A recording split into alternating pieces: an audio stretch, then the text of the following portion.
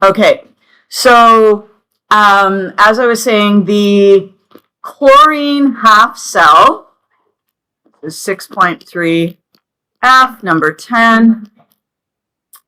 Works a lot like the standard hydrogen electrode, the She, okay?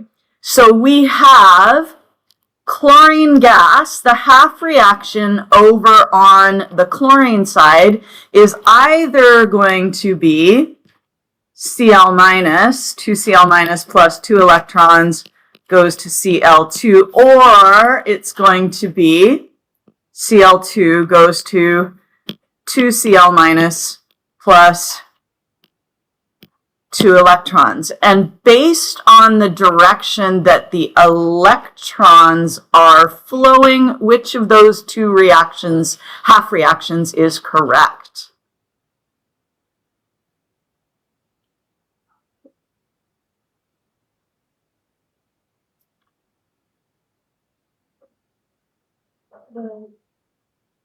The first one?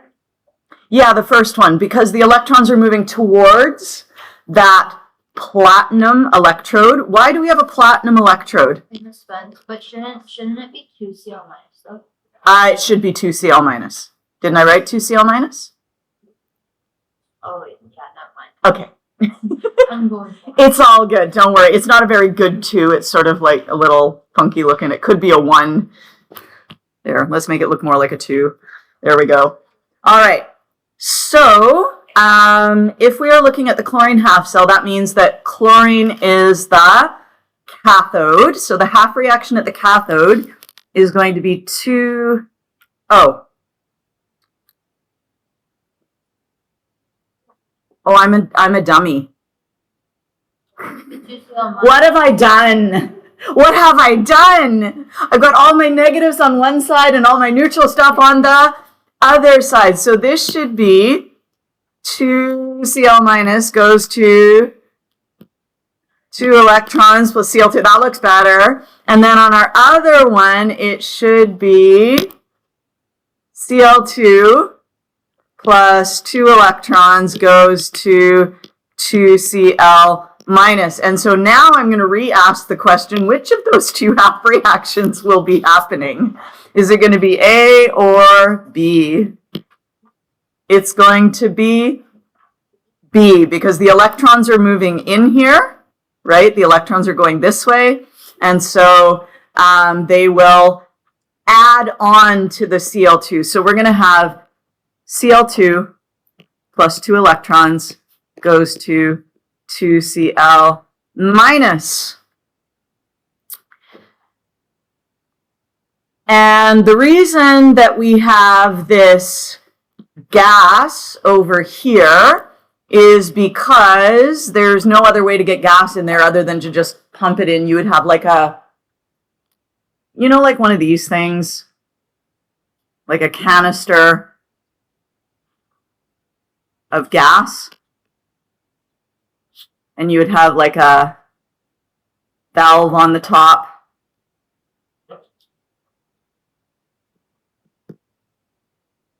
That's supposed to be a valve. Okay, and you can control the pressure. Okay? And the electrode has to be made out of platinum, because normally what would happen is that you would have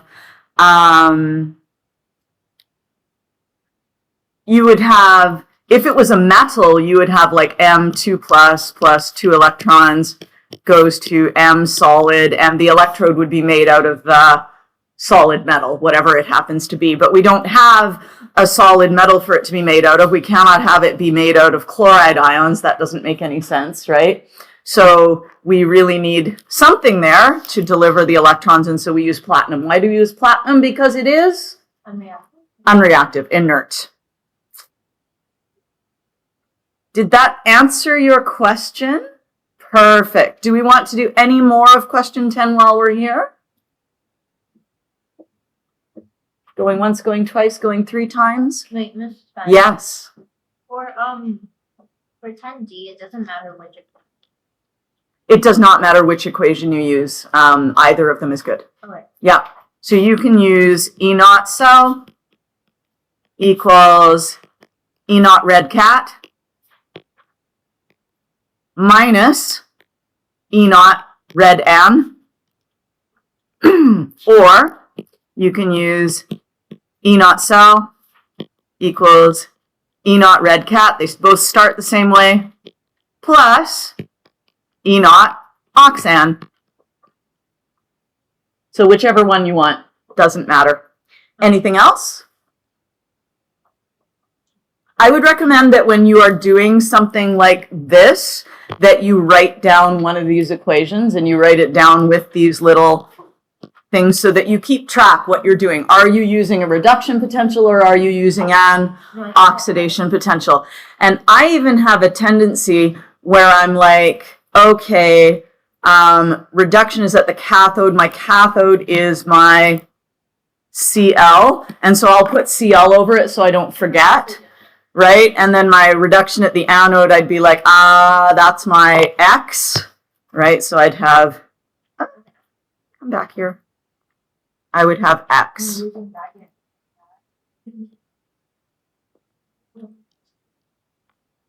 Yes. Does it matter if the final answer is? The final answer will be the same regardless.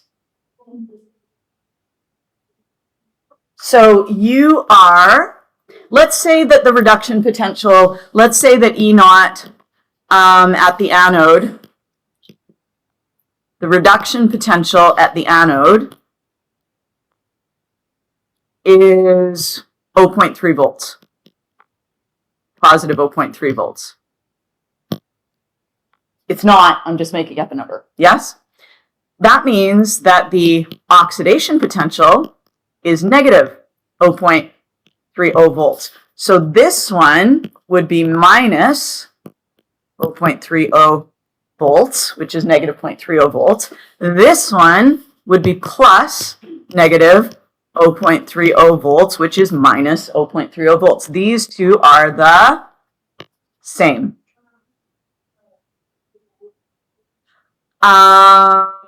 Oh, okay. E naught value for the half reaction occurring at the anode. I would probably tend to use this one because it gives it to me directly. If you did find the reduction potential, the reduction half reaction potential, sorry, I misunderstood the question, then you would have to switch the sign at the end. Okay, but you can use this formula. You would just need to switch the sign to the oxidation potential. So this would be, you are looking for the E naught ox. Yes. For 10C, Uh-huh. I did it, and then I checked the answer key, and it had E naught cell as positive 3.02 volts. But I was just confused where that came from.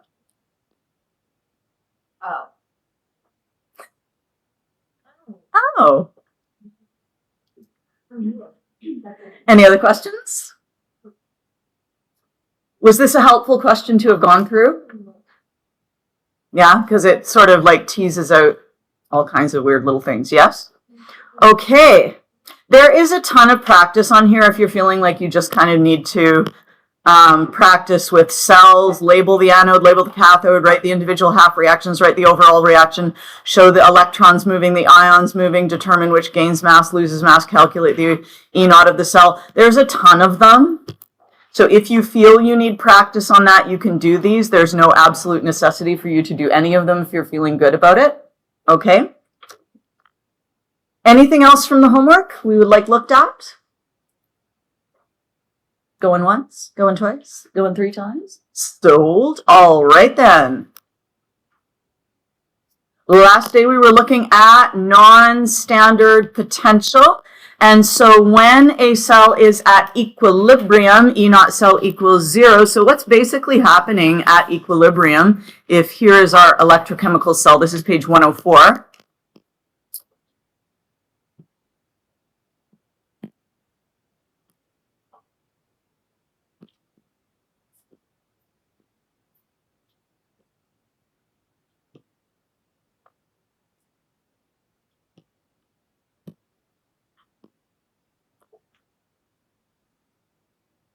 Basically, the electrons have the same, they're being pulled both directions equally at equilibrium. Yes? So there's no net flow of electrons. Is good? Okay.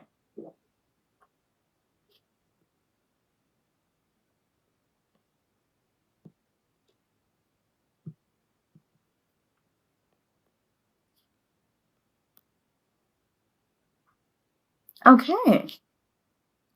What happens if the conditions are not standard, but the cell is not at equilibrium?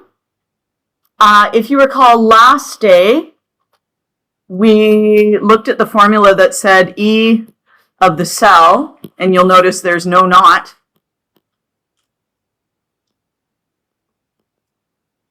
So it's not at standard conditions. Not at standard conditions.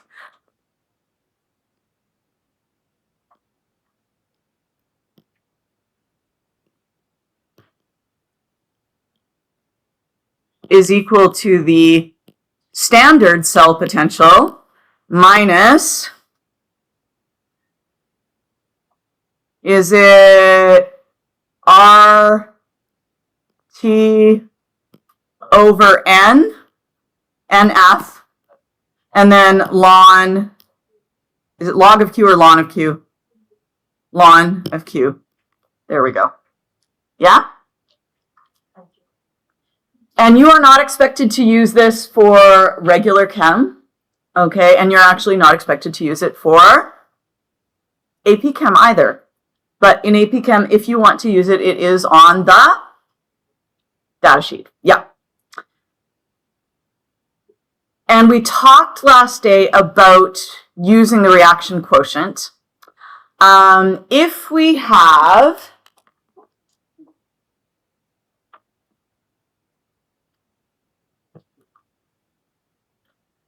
and actually, I think I'm on the wrong one. I think I'm on, that's okay.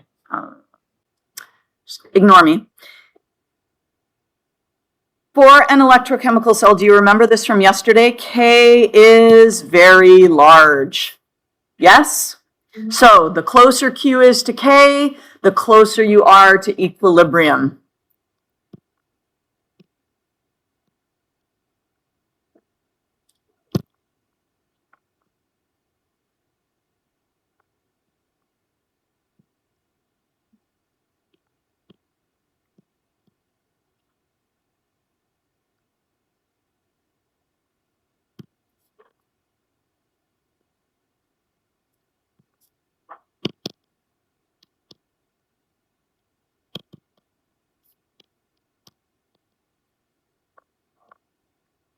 And that should make sense to you because if you think of a battery, if you've got lots of reactants in the battery should run for a long time, yes?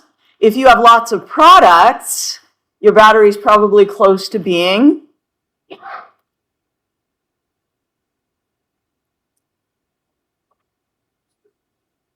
if you've got lots of products and you've used up most of the reactants, your battery is probably close to being dead. Yes? Okay, so that's what's going on there. So if you have lots of products, you're going to have lots of way to, you're going to be closer to being dead. And if you have lots of reactants, you're closer to not being dead. Yes? Okay. And we went through this yesterday. I'm on the wrong block here is what's wrong. There's your block. There we go. Okay.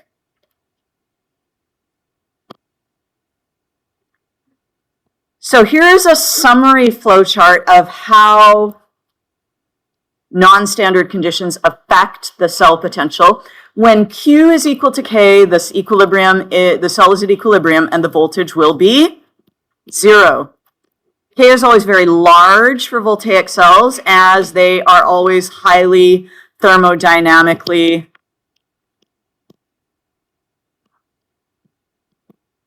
favored. Now, let's just say instead of having a reaction just running, what if we change a concentration by adding something to a cell or removing something from a cell or just starting it at a different concentration than 1 molar? Yeah? if we change the concentration or the pressure that causes Q to increase, and what would cause Q to increase? That would be either more product and or less reactant.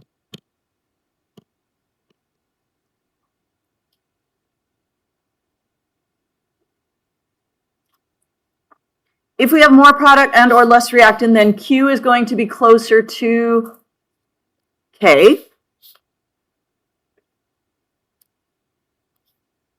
And thus it is closer to equilibrium and closer to 0 volts. So in other words, if you have more product, less reactant, then voltage decreases.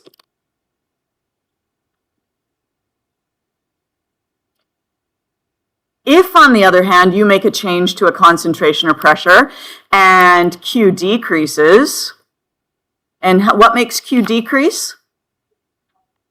Less product, more reactant.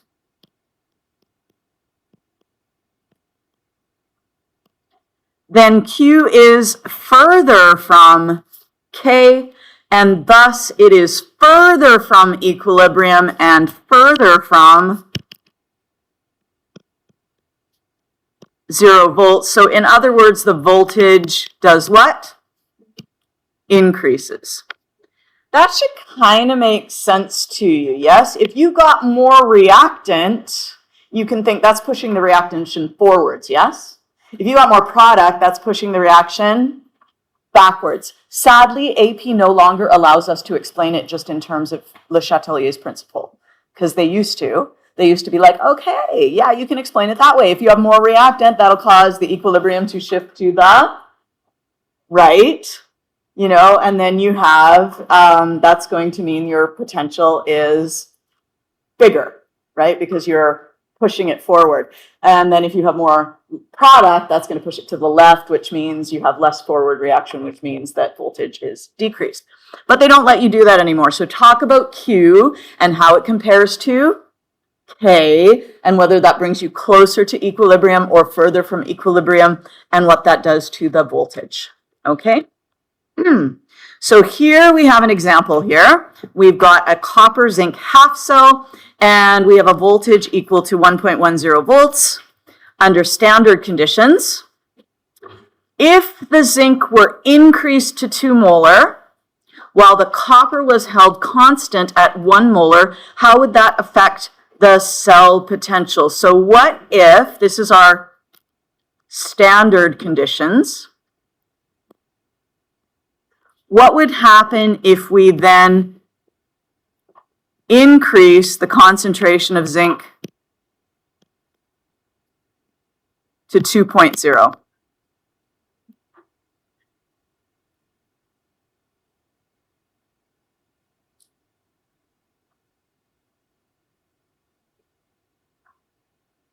You would say that Q would become larger, which means it will be closer to K, which is always large for an electrochemical cell. And that means it's closer to equilibrium, which means it's closer to 0 volts, which means that the voltage has decreased. Do you see how that logical progression goes through? Okay, so that is how you would explain it. All right? Pressures work similarly to concentrations because they also go into the K value. So if your pressure is too high for the products, you're going to get a decreased voltage. If it's too high for the reactants, you're going to get a increased voltage. If it's too low for the products, you'll get an increased voltage. If it's too low for the reactants, you'll get a decreased voltage. Okay. You are not expected to predict the temperature, effective temperature on a E0 cell in AP chemistry. What do you think would happen, though, if you warmed it up? The voltage would probably, I don't know, to be honest. I feel like I should know, but I don't. Okay, I could say something, but then I'd just be talking out of my, hat. I'll say hat. When a battery is running, it is exothermic, so that would tend to make the voltage lower, I would think. That's what makes logical sense, but I don't know that for sure. So let's just pretend but then if you try and start your car and you're living in Calgary and it's freezing cold out, often the battery does not provide enough energy to start the car. So people have like heating blocks for their car. So that kind of counteracts that. That's like a practical. So that's why I say I don't know. Like I've got my logical chemistry mind thing happening, but then I've got my practical, this is how it works in real life thing happening. And no, never mind. Okay. All right. So there, let's see, we have a zinc copper galvanic cell. What if we change the zinc and copper initially both to 0.50 molar?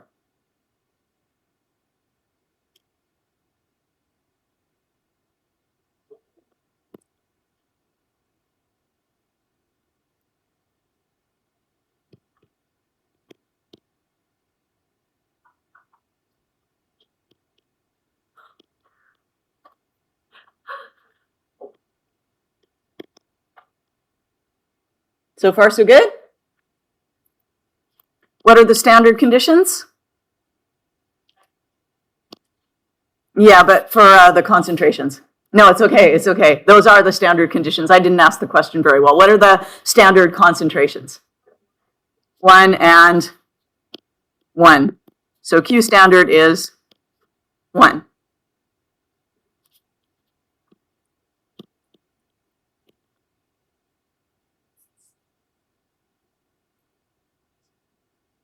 What would Q new be? 0.5 divided by 0.5, which is equal to 1.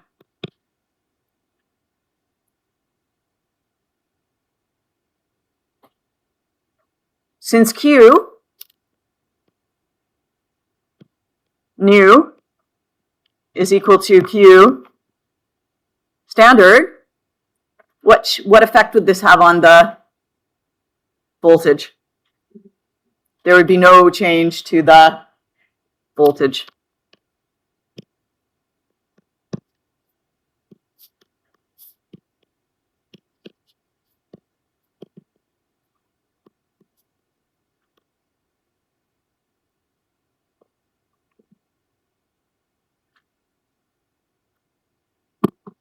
How would this affect the battery life?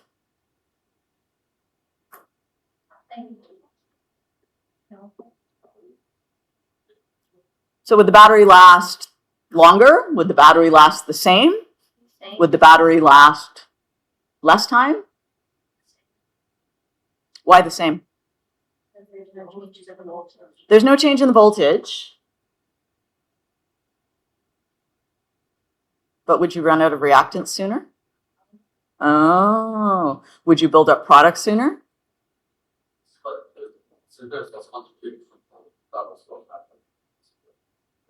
The rates. Shouldn't do. Because if you've got a 1.5 volt potential, that's going to send the current through a cell at a particular speed. Does that make sense?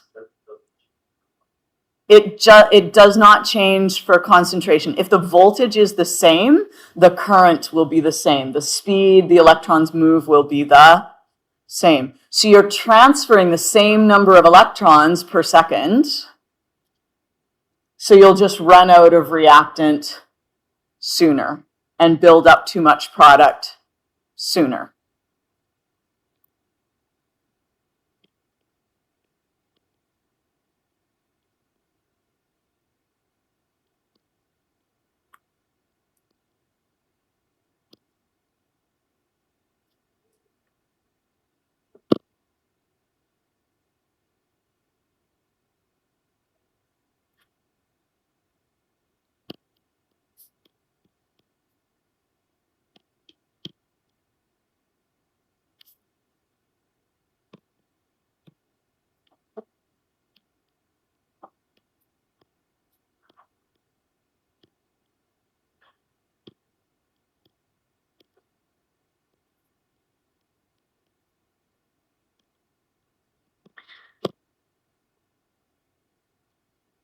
So for example, I've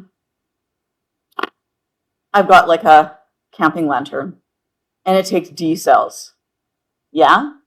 And the reason it takes D cells, you know, those big ones, is because they just contain more stuff. Yes? So it'll just last longer. So you don't have to be replacing the batteries all the time. Yeah? Okay, there's some exercises here that I will let you do on your own. And we are going to, I don't even know that we need to look at this because you guys have kind of already done it. This is on page 109.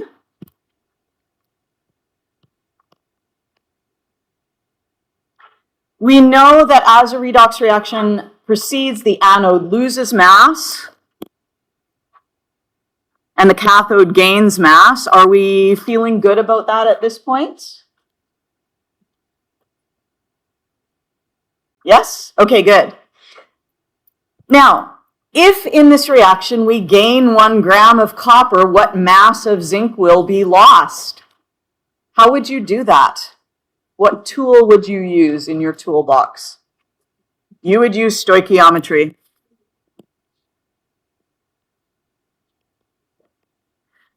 So you would basically need to write the balanced redox reaction.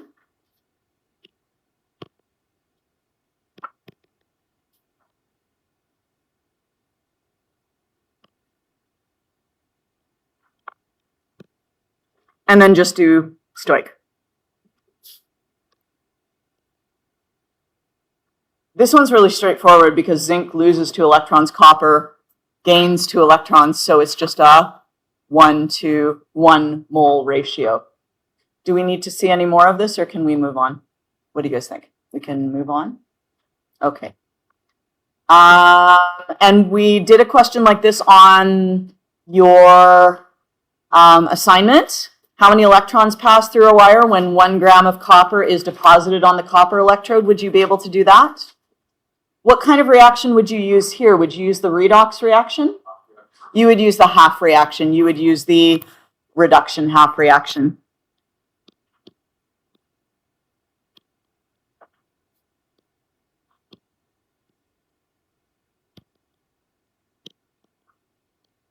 Okay, so we're not actually going to do that. There are some practice questions here. I'm not sure it's worthwhile you doing because they're pretty straightforward. Electrolysis. Did everybody watch Tyler last night? Good. How did it go? Yeah? Okay, okay. Tonight I'm probably going to have you watch these two. Okay, because he's got some good videos on those. But for today, we are going to move to page 114.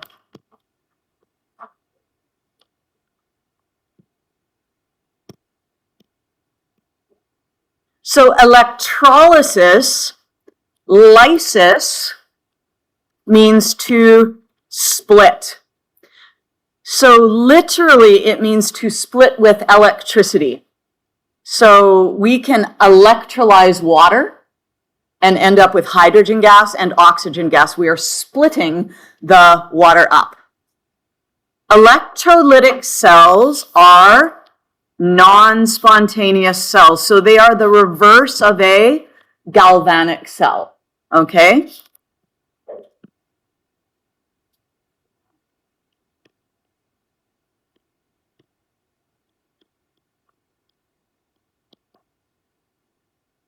What's another word for galvanic cell? Voltaic cell. And I'm going to be honest with you, Chemistry 12, like regular Chem 12, uses electrochemical cell to mean galvanic cell and voltaic cell. However, I believe the rest of the world, electrochemical cell kind of refers to any like electrolytic and galvanic, so I'm just going to leave it out. Yes? And I'm going to make sure that when I print out your test that I've gone through and I've substituted galvanic for electrochemical anytime it says that. Does that make sense? Okay. Because I'm sure not all my tests say, you have an electrochemical cell that blah, blah, blah, blah, blah, which might confuse you. Yes? Okay. All right. So here is a galvanic cell. And we have, oh, this one looks like we have, what would this thing here be if this is a galvanic cell? That is like the salt bridge. That would be, say, in this particular case, probably a porous membrane. Yeah?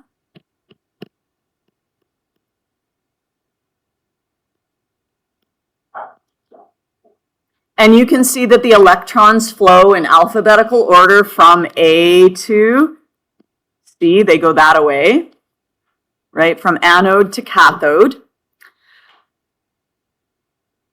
And you can see that the light bulb lights up because this is spontaneous. So energy is released.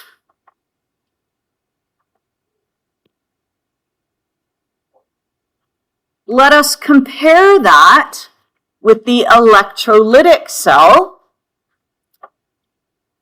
And this is why I don't like people to label their anode and their cathode positive and negative, because you'll notice that in a galvanic cell, the anode is labeled negative and the cathode is labeled positive, but in an electrolytic cell, the anode is labeled positive and the cathode is labeled negative. That confuses me. And AP doesn't require you to do that. So I'm like, okay, let's just not go there. Does that sound okay with you? All right, so don't worry about the positive and the negative. All right? Now, here's our anode, here's our cathode. Which direction do electrons flow? Do they still flow anode to cathode? Yes, they do. So nothing has changed in terms of the direction that the electrons are flowing. Where would our positive ions flow in solution in a galvanic cell? Where would our positive ions go? They would go towards the cathode, and anions would go towards the anode. How about in our electrolytic cell?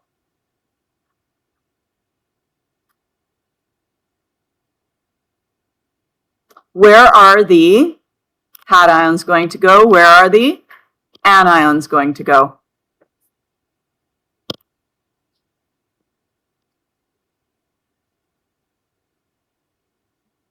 You got electrons coming in here.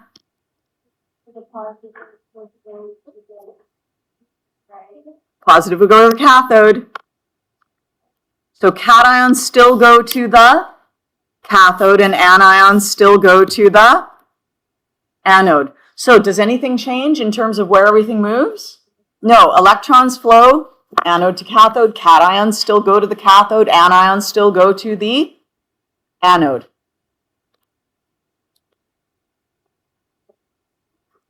But what is the electrolytic cell lacking? A porous membrane. It does not need a salt bridge. And the reason for that is, will you have a spontaneous reaction between these things if you don't separate them? No, because they'll just be like, oh, we don't want to react. Okay. All right. And so who gets oxidized? Swaps. Who gets reduced? Swaps. So we start over here. The spontaneous reaction has Y oxidizing. But in the electrolytic cell, Y gets reduced. In the electrochemical cell, Z gets reduced. That's the spontaneous process. And in the electrolytic cell, Z gets oxidized. And that's because Z has a higher reduction potential than Y.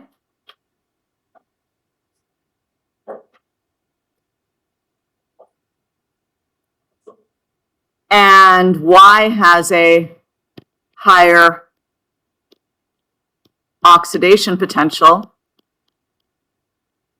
than Z. So Y likes to get oxidized, Z likes to get reduced. Over on our other side, it's still the same. Z has a lower oxidation potential.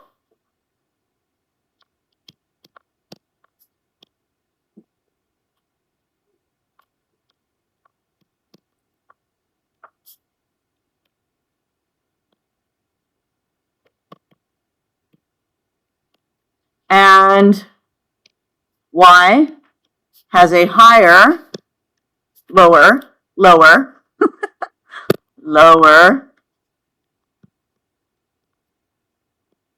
reduction potential than Z. So we're like, oh, Z doesn't really want to give up its electron, but it will. Why will it give up an electron? Because what have we done to this cell? What does the electrolytic cell have that the galvanic cell does not have? It's got a battery. This is actually a power supply. This is called a power supply.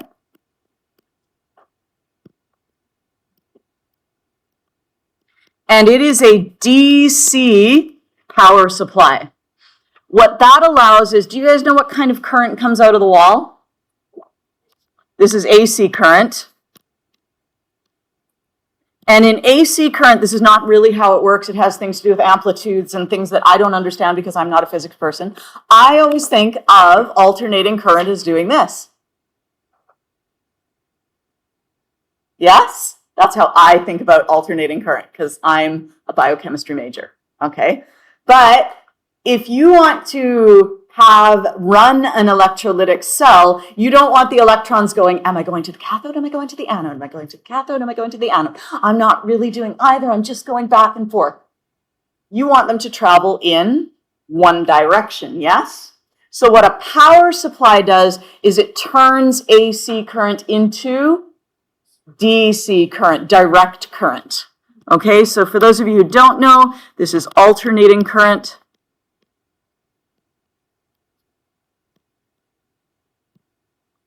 Where the electrons go la la la, and then they go la la la, then they go la la la.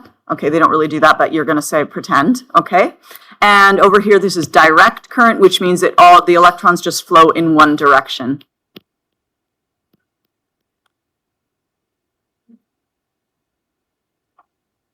Don't tell your physics teacher that I said the electrons go back and forth. They'll be horrified, because they don't.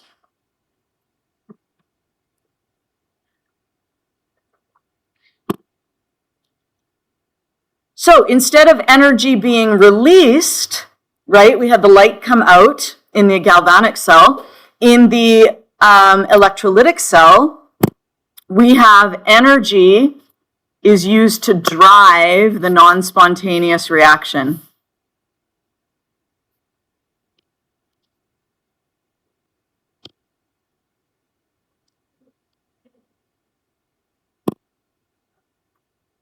And we should note here there's no salt bridge. So in essence, for a galvanic cell, either you're going to have something like this where you've got a porous membrane, but usually you're going to have two beakers. Yes? For an electrolytic cell, you're going to have, not usually, you'll have just one beaker.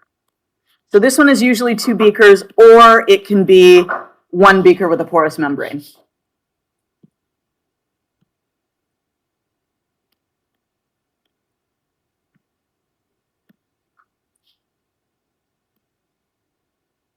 In other words, you need two compartments. Regardless of how those compartments are arranged, you need two compartments for an for a galvanic cell. You need one compartment for an electrolytic cell.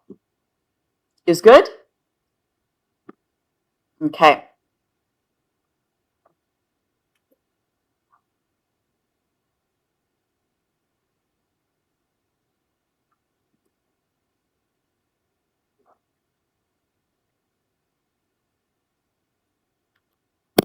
So here the electrons flow anode cathode.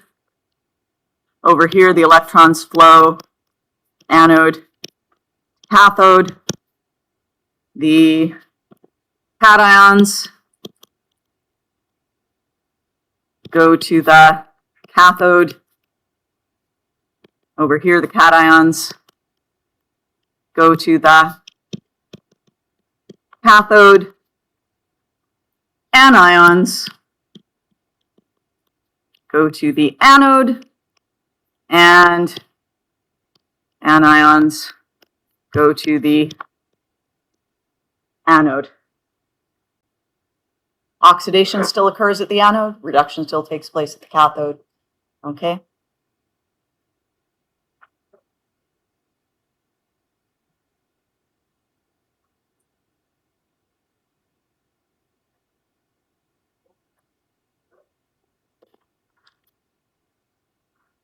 Okay, so we have like a little chart here. Voltaic cells are spontaneous. You have 2 half cells. Electrolytic cells are non-spontaneous, and you have a single container. A voltaic cell is a battery, whereas an electrolytic cell needs a battery. Yes?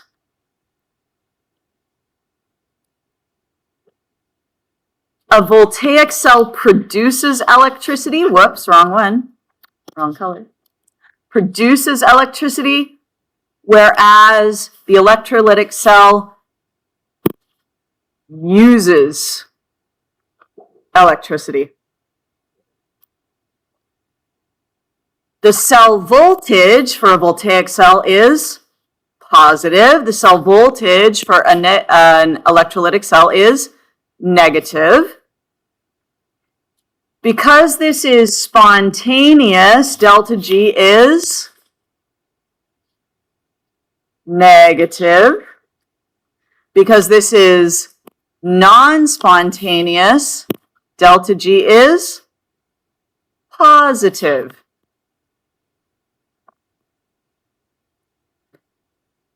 And you see I put that one in brackets. So if you ever go somewhere where they need you to label the cathode and the anode, and you're like looking back at your notes or whatever, you can be like, cathode is plus, anode is minus. We don't need you to know this. So I'm actually going to go like this for myself because I don't care, but you can keep it if you want to. Okay, but if you're like, I don't want anything confusing me, you don't need to know.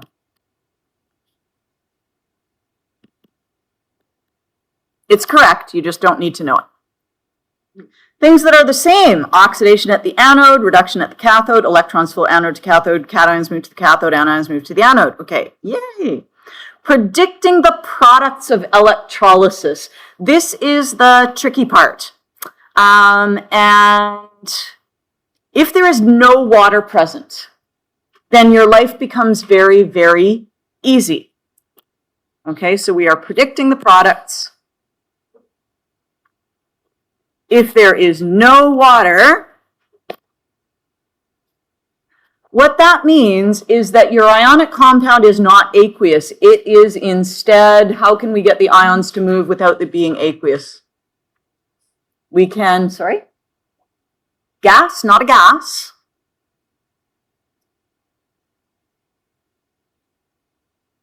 One step before gas. Yes? Liquid. So what we're going to do is we're going to have molten ionic compound. What does the word molten mean? Melted. So in other words, liquid. And the reason that this makes our job easier is that you are going to have to make some choices about who gets oxidized and who gets reduced. And if water is present, water can get oxidized, water can get reduced. And if it's better at getting oxidized than whatever ion you have, then it will get oxidized instead of the ion. But if you don't have any water, there's no choice.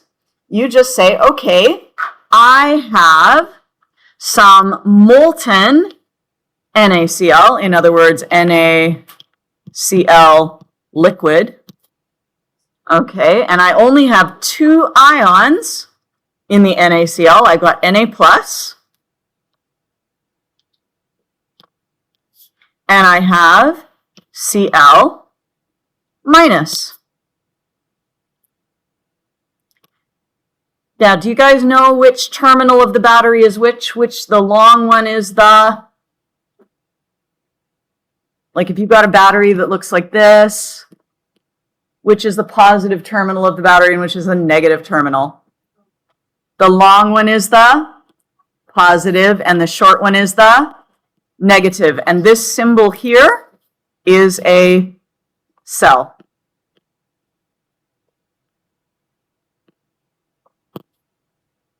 Okay, galvanic. Because we don't always want to have to draw like a little picture of a battery. This is much easier. Okay, so sometimes I like to label this positive and this negative just so I can keep track. And if this is the positive terminal of the battery, which direction are electrons going to move? Will they move towards it or away from it?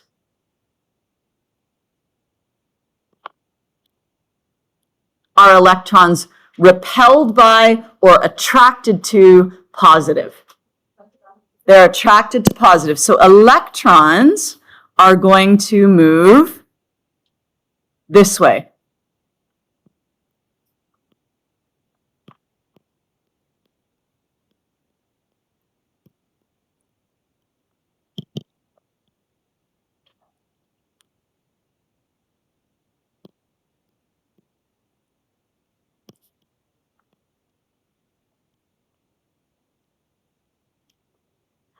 Over in this half of the wire over here, stop doing that.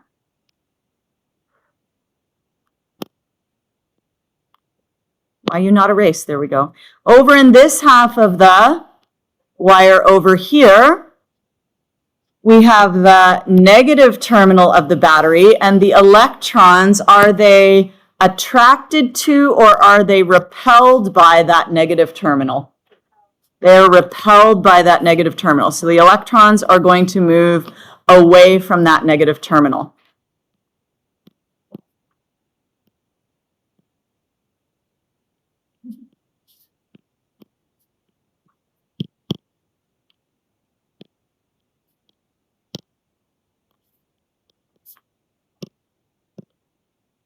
So there go our electrons. And if we know which direction our electrons are flowing, we could label our two electrodes as the anode and the cathode.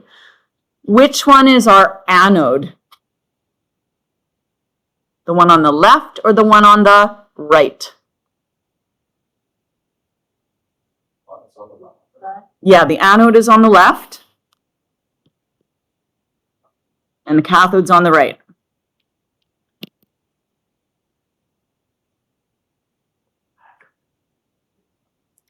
And that means that sodium, which direction is sodium going to flow? Na plus. It's going to flow to the right. It's going to go over here. And at the cathode, you're going to get Na plus an electron becomes Na. Yeah?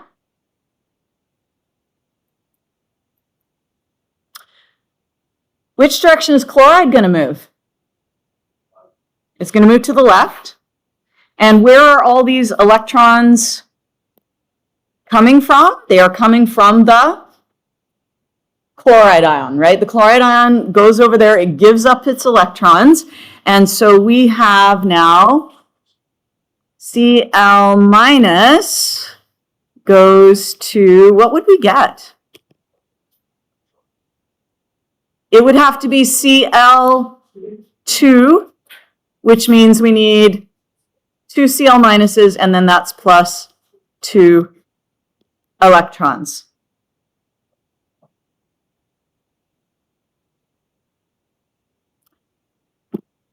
How are we feeling about this? Good? Okay, let's go find our half reaction potentials. This is reduction. So let's find the reduction potential of sodium.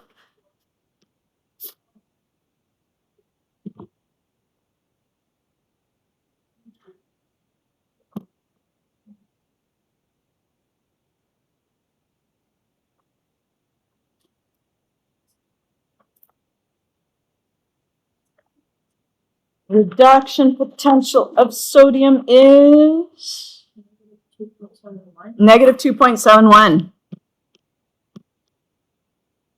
And the reduction potential of chloride is, or sorry, we don't want the reduction potential, our oxidation potential.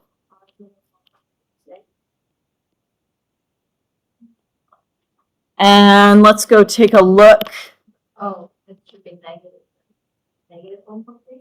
Yeah, because we're looking at our oxidation potential. Where did it go? Up here. There we go.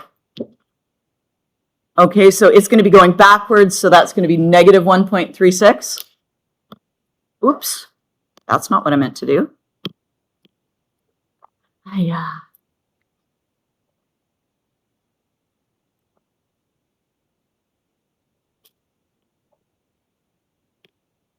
So the cell potential is equal to the E naught red cat plus the E naught oxan. So there is our reduction potential. And there is our oxidation potential. And so that's going to be negative 2.71 volts plus negative 1.36 volts is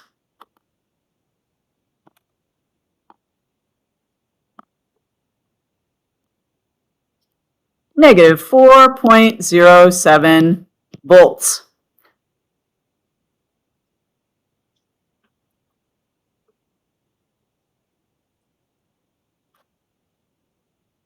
So in order to run this cell, you're going to plug this power supply into the wall. Or no, we've got a battery there. So we've got a battery.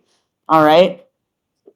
If it was a power supply instead of a battery, power supplies are nice because you can just turn up the voltage. You can go like 0.1, 0.2, 0.3, 0.4, right? And all the way up. What voltage do you think you would need in order to make this cell run?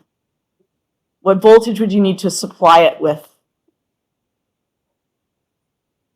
4.07 volts. And I usually say anything greater than 4.07 volts. Yeah, so you can just be like 4.08. Okay, so to run this cell,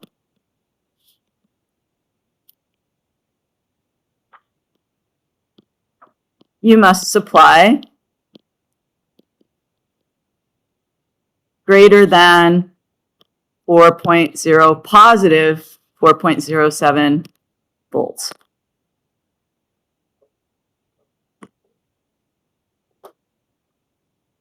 Because that's going to turn it into a positive value, and a positive value will then go. Is good? Okay. So if you have sodium chloride salt and say you want some sodium metal, and you want some chlorine gas, you can melt the sodium salt, you can stick a couple of electrodes in it, and normally these will be inert electrodes. So what would be a good choice to make these electrodes out of if we wanted them to be inert? Platinum or gold or graphite. And I'm going to make them out of graphite because A, it's cheap, but B, I had to melt the salt. So what kind of temperature do I have? High temperature. What do you think is going to happen to gold at a high temperature? It will also melt. So we're going to use carbon because it's not going to melt. Okay, graphite doesn't melt until like think, does it even melt? It might just gasify. Gasify, that's not a word. Anyway, it might just sublime. Okay. So we're going to make these out of carbon. Okay, so our electrodes are made out of carbon. All right, so that is an electrolytic cell. And we tend to call these a type 1 cell when we have a molten salt. When we have a molten salt and inert electrodes,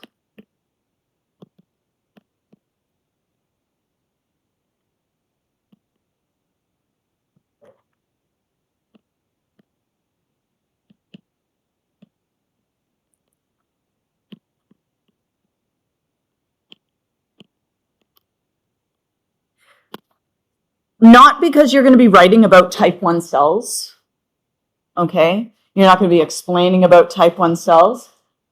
Thank you very much. Dorothy's here, Sally's here. Yes, thank you. Sally. There you go, Dorothy.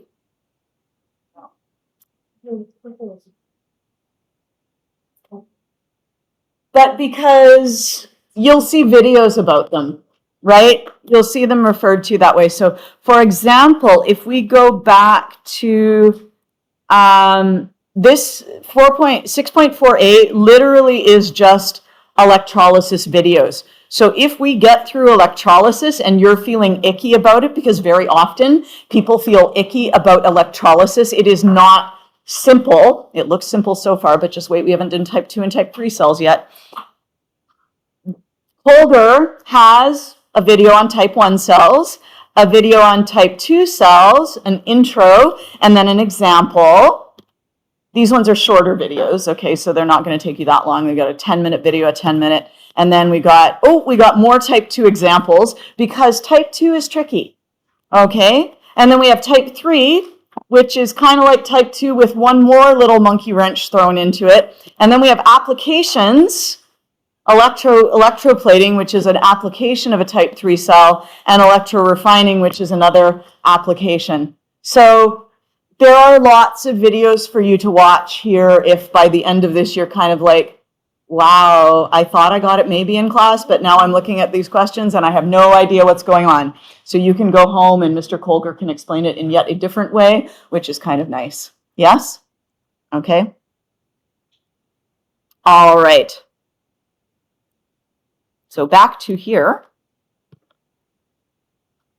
However, if water is present, you're going to have an aqueous solution. Okay, so this is going to be your aqueous ionic compound. You need to figure out if it is the ions or is it the water. Are the ions reacting or is the water reacting? One of them will react. Whichever one, if you're looking at reduction, whichever one has the higher reduction potential will be reduced. If you're looking at oxidation, water or the ion, whichever one has the higher oxidation potential will be oxidized. Okay? So the higher the E naught, this is E naught half cell,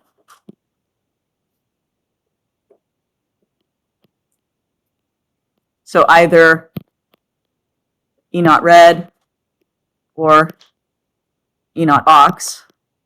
The higher the E naught value, the more thermodynamically favored the half reaction. So the oxidation half reaction with the most positive oxidation potential will occur. Now, it could also be, if you're comparing two negative values, it could also be the least negative. You know what I mean?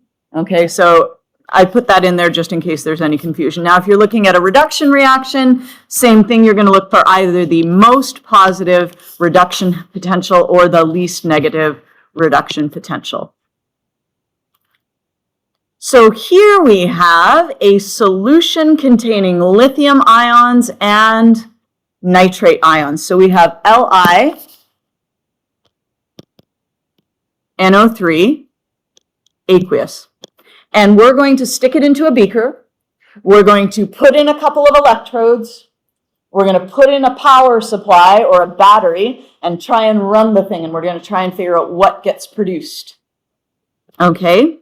So what we do is we say, okay, so first of all, actually, before we do anything, we're going to draw a little picture of this because it can be confusing if you don't until you get used to it. So we got a beaker. Okay, and we have an electrode, which we're going to make out of carbon. We have a power supply here, which we're going to label DC.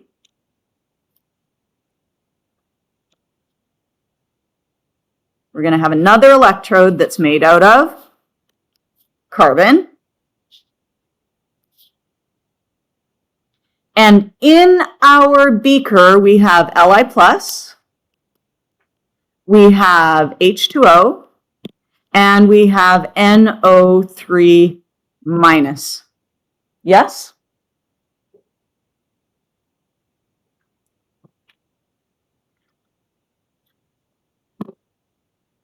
And we can decide where we want to put the positive terminal of the DC and the negative terminal of the DC. It really doesn't matter. I always tend to put the positive on the left and the negative on the right, but you can do it whichever way you want.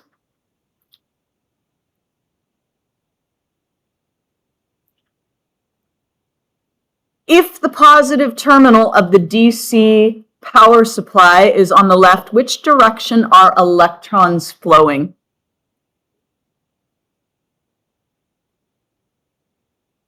Are electrons flowing black arrow or are electrons flowing red arrow?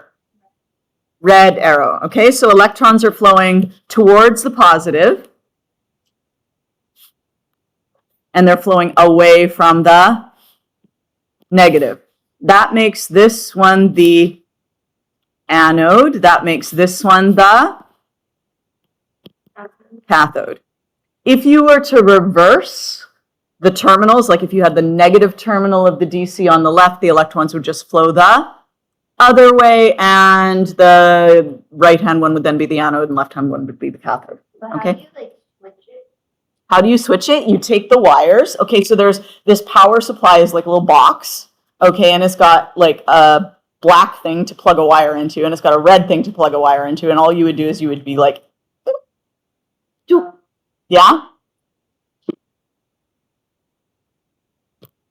Okay, so what we do is we say, what are the things that are present? Can they be reduced? Okay, so we're going to deal with the cathode first. So this one is possible reductions.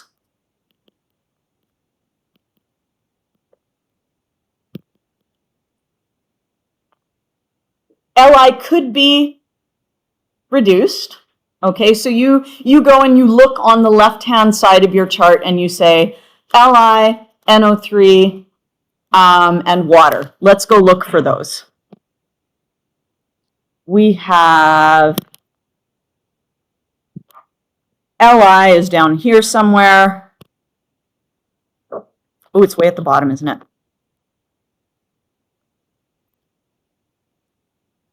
We have Li. We have NO3, which is way up here and here. But what do you notice about NO3? What does it need to react? It needs hydrogen. Have we been told that there's any hydrogen? No. So we can say we don't even have to take these into consideration because those reactions cannot occur without hydrogen being present. So far, so good? Okay. So we've looked at lithium. Lithium could get reduced. We've looked at nitrate. Nitrate could get reduced. And then finally, we're going to look for water on the left-hand side because we're looking for reduction reactions at this point. And we're going to say, where is water now? They've made it really handy for you in that they have put our water reactions in gray lines. Okay, so here is water.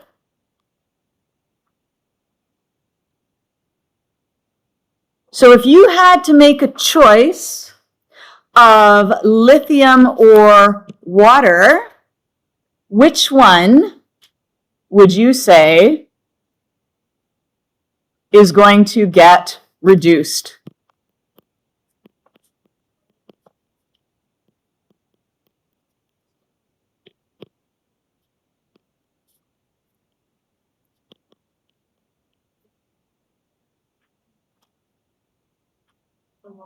The water. Yeah? Because it has a much higher potential. That means it's better at getting reduced.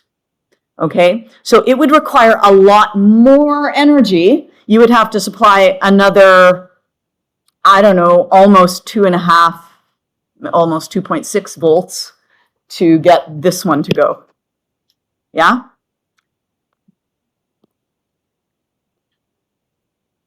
So, lithium, negatives 3.04. Nitrate doesn't work. Water, we look at its reduction potential. So water has the most positive, the least negative reduction potential, and therefore water will be preferentially reduced.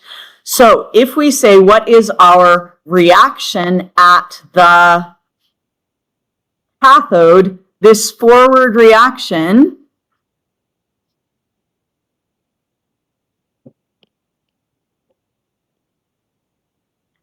is the reaction at the cathode. We are almost out of time because today is a stupid day. I don't know. I mean, I appreciate flex time, but like it always messes me up in terms of like where my brain is at. So homework.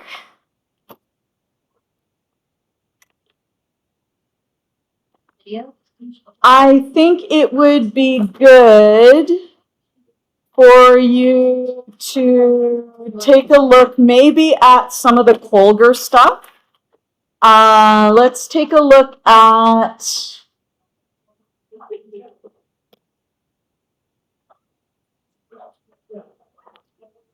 videos 5 and 6.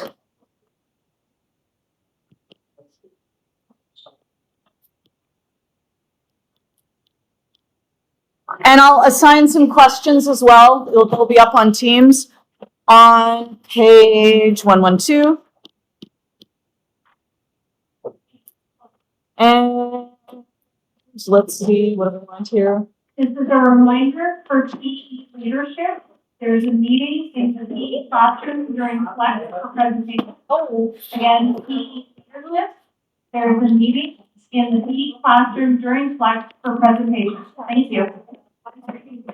Okay, the exercise is on 107, 108.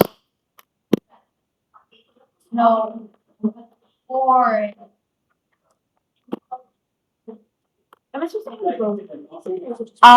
Just the one that was like not in class. Yeah, perfect. Thank you. You're still recording. I am still recording. Shall I press stop? Yes. Yes. All right.